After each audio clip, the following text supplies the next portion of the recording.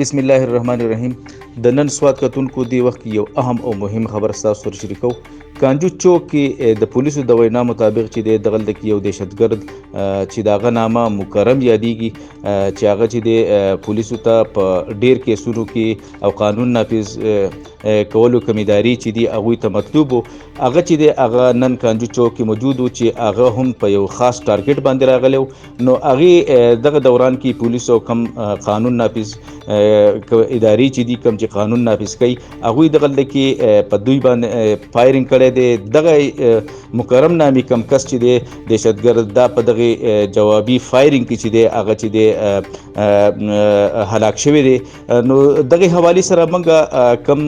تازه ترين صورتحال چې دی د ډي پی او سواد سره موږ رابطه کړې د ټلیفون په لیکه باندې دغه نه دغه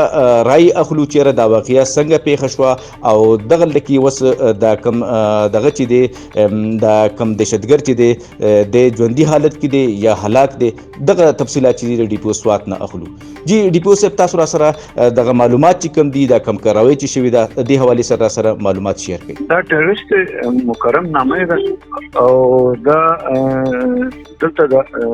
سکیورټي فورسز ولا ګاډي روانو په کانجو کې او باندې فایر کړو نو واپس بیا چې فایر شوی نو کې دا مکرم ټیرریست ویل نون ټیرریست موږ سره درې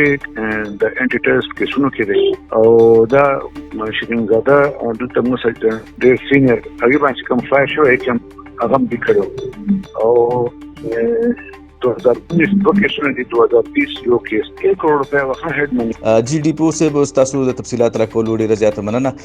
کتونکو دی وخت یو بل اطلاع راغله چې یاره د دې مکرم سره یو بل کس نثار نامي یو دهشتګرد هم یادېږي چې هغه چې دی هغه په زخمی حالت کې موجود دی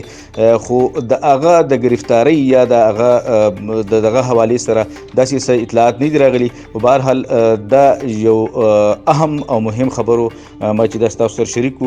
د نورو داسې اهم او مهم خبرونو لپاره ګوري د نن سواد